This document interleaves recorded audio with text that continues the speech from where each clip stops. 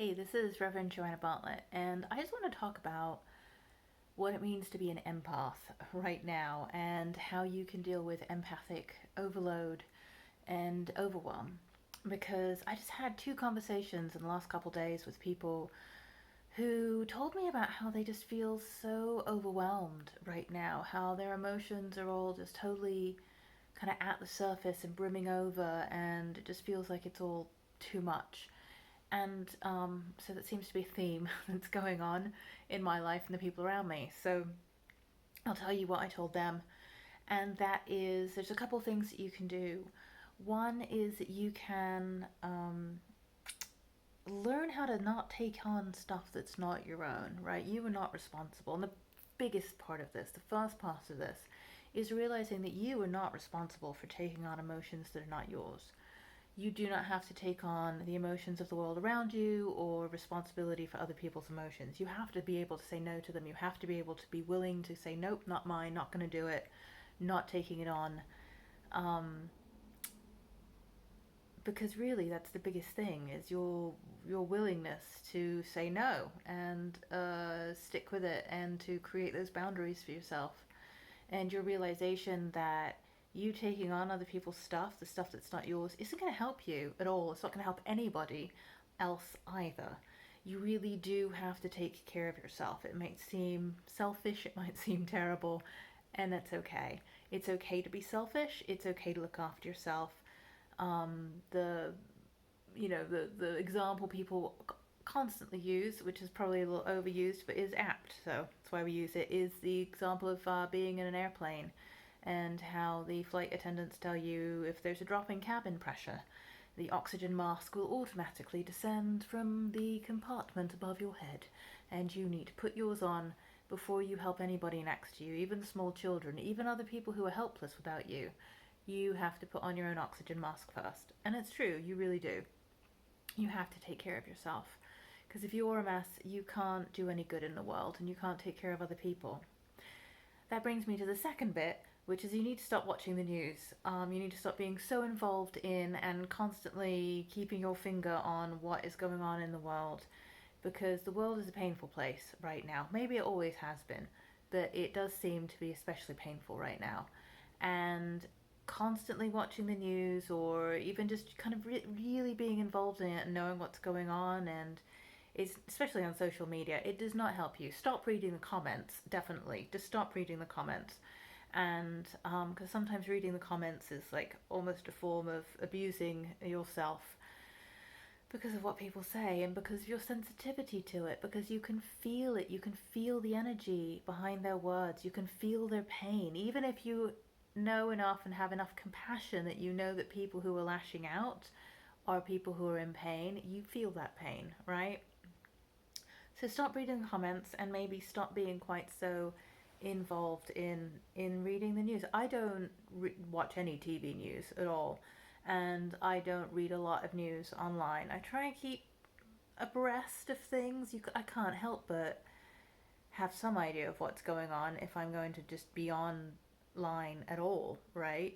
And but I really try not to get into it because it's not helpful to me, because it does so much damage essentially to my own nervous system that I can then not be able to function properly and well and not help other people and not be there for my family. And as much as I would like to be an activist, and I do believe that we can't all just stick our heads in the sand and ignore what is happening in the world, if it's making you ill, you're not helping, right? If it's making you overwhelmed and kind of unable to be emotionally present and grounded, you're not in a position where you can help. If if somebody had pneumonia, you wouldn't expect them to go, I don't know, save somebody from a burning building. You'd be like, you have pneumonia, you can't breathe, you can't go do that. When you are emotionally overwhelmed and just from all the stuff that's going on around you and in the world, it's okay to take a break from it if that allows you to then get grounded and get stronger and then be useful to yourself, to the people in your life, to your community, to the world at large in whatever ways. You can't do it all alone, and you can't do it if you're not taking care of yourself. It is just, it's a hard truth, and it is what it is. And so I give you permission to not watch the news and to not read all about everything that is going on. I know you care, and it is wonderful that you care. It's wonderful that you want to, be the change you want to see in the world, right? And you have to take care of yourself. You have, that means giving yourself a break so that you can heal, so that you can be well, so that you can learn how to engage and maintain good boundaries emotionally, so that you don't take on other people's emotional stuff. It's okay for you to do that. So how do you maintain good boundaries? How do you create and maintain good boundaries?